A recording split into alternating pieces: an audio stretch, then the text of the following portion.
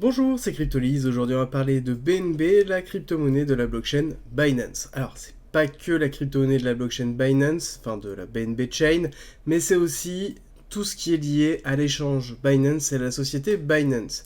Binance étant quand même le point lourd de la crypto-monnaie, avec une ascension fulgurante et qui, on pourrait dire, est le fer de lance de la représentation de l'écosystème de la crypto-monnaie pour le tout venant. Et quand on parle de crypto-monnaie, généralement, on commence assez vite à aller sur Binance, que ce soit par la qualité du contenu qu'ils proposent à travers la Binance Academy, ou tout simplement l'exchange en lui-même, qui est d'une simplicité impressionnante et à côté offre quand même des belles performances. Nous avons à côté bien évidemment la BNB Chain, que je vais aborder tout à l'heure, avec ses qualités et ses défauts. Le BNB du coup est utilisé dans toute la plateforme d'exchange, ainsi que, bien évidemment, sur la BNB Chain. Donc Binance c'est quoi? C'est un exchange, c'est là où on peut acheter, vendre, stocker ses crypto-monnaies, c'est un CEX, donc CEX. C'est un exchange centralisé, donc il possède les coins à votre place. Vous n'avez pas la possession de vos propres coins. Ils vous mettent à disposition les coins, mais vous ne les possédez pas tant que vous n'avez pas votre propre clé. On n'oublie pas, not your key, not your coin. C'est le classique, mais il faut le garder. Mais globalement, Binance propose une grosse offre, que ce soit à travers les exchanges, donc les achats et reventes de tokens qu'on peut avoir, ou de crypto que l'on peut avoir, que ce soit en perpétuel ou non. Alors perpétuel, si vous avez déjà un compte Binance depuis un certain temps, les futurs, vous y avez accès, mais on n'oublie pas que ça va être terminé à partir du 2 août, parce que Binance est devenu PSAN en France, donc ça veut dire a eu une autorisation et un cadre légal approuvé. Donc à partir du 2 août, vous n'aurez plus accès au futur, et si vous êtes nouvel inscrit, vous n'y avez pas accès non plus. Donc le trading à levier, vous ne pouvez pas le faire, et tout ce qui est les dérivatifs, vous n'y aurez pas accès. C'est pour ça que notamment moi, personnellement, je suis passé sur Bybit, et qu'il y a le lien en description et en commentaire si vous souhaitez faire du trading, en tout cas à levier et accéder à cette gamme de produits. À côté, il y a aussi toute la partie Binance Earn qui est très intéressante, avec quand même des taux de placement sur du centralisé, de l'exchange centralisé, qui sont quand même très intéressants, et avec un certain nombre de rewards et une facilité d'utilisation qui est certaine. À côté de Binance, nous avons la BNB Chain très importante, anciennement appelée la BSC, qui est une chaîne qui a un certain nombre de défauts, parce qu'elle est très peu décentralisée, avec une vingtaine de validateurs. Ils vont passer à 40 avec les modifications. Ils sont en train de transformer cette chaîne. Il y a plein de défauts, dans le sens où on va avoir une complexité de synchronisation de la blockchain au niveau des nodes, on a des problématiques de saturation, mais à côté, c'est une blockchain qui est facile d'utilisation, qui est très peu coûteuse et qui est EVM compatible, qui a un kit de développement qui est plus que correct, et globalement elle a fait l'unanimité lorsque en 2021 nous avons eu la saturation d'Ethereum. La BNB Chain a récupéré toutes les DeFi qui commençaient tout simplement à se tourner vers d'autres solutions, et c'est aussi la force de la BNB Chain, c'est son accessibilité et le fait que c'est relié à Binance. Alors le BNB, le token en lui-même, il y a deux choses à savoir. C'est la première, c'est quelque chose avec un max supply, et ensuite il y a un système de burning. Le burning a pour vocation de détruire la moitié de la max supply, d'accord. Ils veulent burn 100 millions de BNB durant une certaine timeline, 5 ans normalement, et du coup là nous avons eu le 20e burn, où il y a eu 2 millions de BNB, soit 400, on va dire 450 millions de dollars qui ont été burn. On rappelle, le burning c'est quoi? C'est la destruction des tokens. On détruit les tokens, donc c'est-à-dire qu'on détruit la max supply, donc ça veut dire qu'à côté, on diminue l'offre accessible. Donc forcément, on va avoir une valorisation du prix. Voici un petit rappel des burnings qui ont été effectués. Le burning, nous sommes au 20e burning, et on voit qu'en effet, nous avons toujours des grosses zones de burning qui ont été mises en place, et je pense que ça va continuer toujours comme ça, avec peut-être même une augmentation régulière.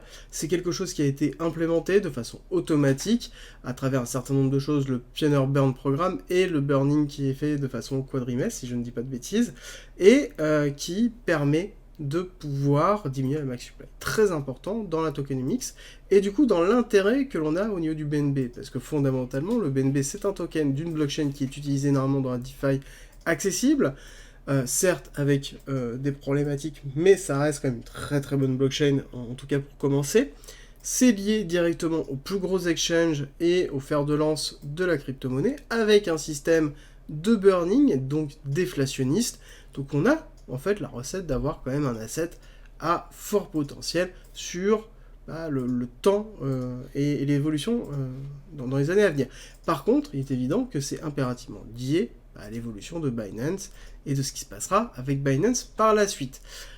On a terminé la partie technique, on attaque la partie fondamentale qui est très intéressante parce qu'on a vraiment la schématique classique d'un token d'exchange avec la mise en place d'une blockchain, où nous avons une grosse période d'accumulation très longue, très ancienne, de 2017 jusqu'à maintenant, avec une grosse accélération sur fin 2020, avec l'accumulation qui s'est terminée notamment en mars 2020, avec accélération sur début 2021. Donc comme je vous dis, saturation, explosion de la DeFi, saturation d'Ethereum, et ça se voit que la saturation a entraîné une double accélération. Première accélération en février, retracement, donc prise de profit de ceux qui ont fait déjà facilement 1000%, je pense, voire même plus.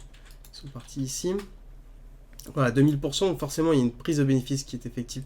Ici, consolidation, retravail, réaccélération du cours, avec en avril 2021 et le dernier ATH qui a été fait en mai 2021, avant d'avoir la cassure 18 mai. On n'oublie pas, grosse cassure, même on avait quand même une cassure en amont parce qu'on avait une prise de profit colossale qui avait été effectuée, avec quand même un ATH au niveau du BNB qui est de 600, un peu quasiment $690, donc quelque chose qui est vraiment très fort en termes de progression. Hein. On parle quand même là de mars, hop, allez, on va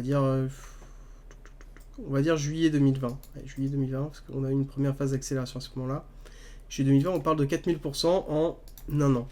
Donc, voilà, forcément, on a une grosse prise de bénéfice avec derrière un retracement. Donc, on a l'AR qui s'est structuré, une accumulation dans l'AR qui a donné le ST et un retracement qui est en cours. Alors, du coup, on a vraiment un schéma Wyckoffien, Psi, BC, AR, ST, SO. Le ST n'a pas pris la liquidité du BC. Donc, nous sommes dans une distribution de Wyckoff, quelque chose qui a pour vocation de distribuer de la valeur et donc d'aller vers du bas, en tout cas d'avoir une cassure basse, chose qu'on est en train de se structurer en BC, AR, ST, on fait le secondary test, on teste la zone du BC, on retrace, on fait le sign of weakness, le saut, et on descend en dessous de l'air pour prendre la liquidité. Ce que l'on attend dans une distribution, c'est un UT, voire un UTAD. Donc un UT à minima, voire potentiellement un UTAD, donc qui est un deuxième ATH. Donc là, on aurait UT, UTAD. D'accord ? Celui-là, généralement, le trust est très fréquent. L'UTAD est beaucoup moins fréquente, mais de base, on aurait vocation à aller faire de nouveaux ATH pour structurer une distribution, une fin de distribution effective. Et donc là, nous sommes dans le saut, sign of weakness, partie basse. Je vous avais dit qu'on allait chercher ici l'AR, casser les 200, la barre fatidique des 200. On voit qu'on a un début d'accumulation qui a commencé en janvier 2022 avec un SC AR STB, première prise de liquidité.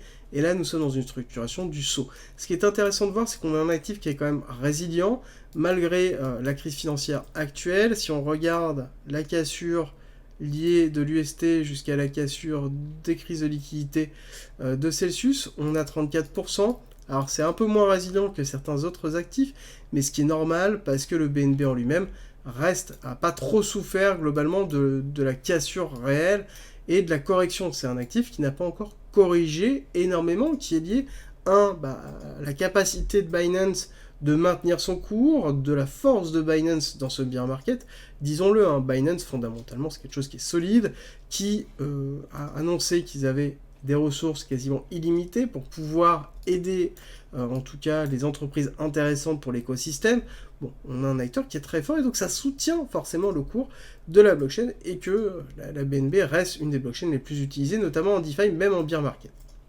Donc on a quand même une force derrière, surtout qu'on a fondamentalement aussi du burning. Donc ça explique pourquoi la correction derrière n'a pas eu une cassure réelle, comme on aurait pu voir avec une cassure pour passer la barre des 150, aller chercher ici l'extension de Fibonacci de 1,1. Et qu'on est toujours en train de travailler la barre des 200, qui est une barre classique, sur laquelle c'est excessivement psychologique. Par contre, on voit qu'on est appris les deux liquidités que nous avions notées la dernière fois, à 193-185. Pour moi, j'ai tendance à penser que là, nous avons une forme d'accumulation qui est en cours d'effectuer sur cette zone-là, en Psi, SC, ARST, restructuration de l'AR. Ce que l'on attend ici, c'est une cassure ici de cet inducement, donc de ce ST ici, pour aller chercher la liquidité de ce point-là. On va retirer les précédents points de liquidité pour recréer, chercher la liquidité du SC, donc valider une accumulation, pardon, donc psi, up, SC, AR, ST, retest du ST, cassure potentiellement de l'inducement, retest, STB par exemple, soit on break et on part à la hausse, d'accord, soit on fait en fait un retest avec un spring, donc deuxième accélération baissière pour aller chercher. Et ça pourrait être une accélération baissière qui pourrait être assez forte, hein, qui pourrait nous amener quand même assez bas, de façon assez fatidique pour aller chercher les liquidités basses, à savoir que l'order block, on n'oublie pas, hein, on a un order block avec le 1-1 qui est là à 140, 150, et on a un order block qui est entre 140 et 120. On pourrait avoir une prise de liquidité très puissante, très forte, avec un marché justement qui termine sa correction très forte. Bon, est-ce que c'est le cas ? Pour l'instant, c'est des hypothèses. On sait qu'on a de la liquidité en attente dans ces zones-là. On sait qu'on a un break-off structure à aller faire minimum. Donc c'est un break-off structure mineur pour pouvoir repartir à la hausse. Se dire qu'on repart à la hausse, c'est le break-off structure qui se structure à 338, donc 340. On va schématiser pour pouvoir bien valider ici un redépart à la hausse. Donc il nous faudrait quelque chose qui reparte. Donc, hop, comme ça, au moins un minima, repartir ici, retester et repartir à la hausse. D'accord ? Quelque chose qui s'effectue comme ça. Alors, qu'est-ce que l'on a d'un point de vue purement macro? C'est qu'on a une vague 1 qui est en train de se structurer, un retracement de la vague 2. Donc ce que l'on attend en termes de target dessus serait donc une vague 3 qui irait chercher le 1,618, donc vague 3 d'impulsion héliotiste, pour aller chercher des 1300 $. D'accord ? Donc ce qui est tout à fait logique dans un prochain bull run, à savoir qu'une vague 3 se décompose elle-même en 5 vagues, d'accord ? C'est quelque chose qui se fera de ce style-là, bien évidemment, sur lequel on aurait quelque chose comme ça qui s'effectue, donc avec de la temporisation du temps pour pouvoir effectuer, et un prochain bull run. Mais c'est tout à fait logique, parce qu'on a quelque chose qui est en offre illimitée, qui est utilisé, qui est le principal exchange mondial avec une vision et une visibilité monumentale, avec un CEO CZ qui est excessivement présent, avec derrière une tokenomics qui est déflationniste, avec une burning qui est mise en place. Donc, en l'occurrence, pour moi, il y a tout pour réussir, et ça me paraît tout à fait normal d'avoir des targets à 1300, voire même, pourquoi pas, aller chercher le 2,618, donc ratio de Fibonacci suivant du 1,618, donc nombre d'or 1,618, le ratio suivant étant le 2,618 à 2000 $. Ça me semble tout à fait normal et logique.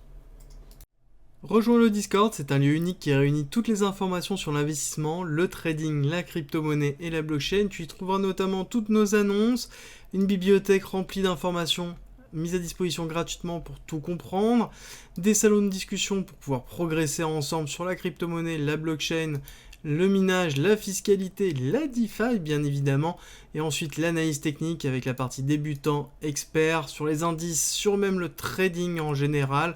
Ensuite tu as la partie communautaire avec nos signaux bien évidemment, et ensuite les services communautaires, donc de la communauté à la communauté, ainsi que les annonces de recrutement et des salons de discussion pour discuter de chacun des coins, de tes coins préférés. Ensuite, en étant membre du Discord, tu as accès à cryptolis.fr avec plein de guides écrits mis à disposition gratuitement, ainsi qu'un ensemble de vidéos mises à disposition gratuitement, sur lequel tu vas y retrouver plein d'informations pour pouvoir te former notamment sur la psychologie, la DeFi, l'investissement, le trading, l'analyse technique bien évidemment, ainsi que les futurs, la gestion des futurs, construire sa propre stratégie, comprendre la technologie de la blockchain et encore avoir accès aux lives, tout simplement rediffusés, qui sont sur le Discord où on traite justement de sujets d'actualité et on discute ensemble et on va plus loin. D'ailleurs, si tu veux aller plus loin, le premium est à disposition et n'hésite pas à nous rejoindre sur le Discord et à poser des questions dessus, tu auras toutes les informations.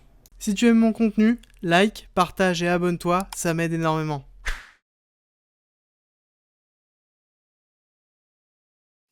Merci d'être resté avec moi jusqu'au bout, abonne-toi, partage si t'as aimé et rejoins-nous sur Discord, c'est avec plaisir qu'on t'accueillera et à très vite.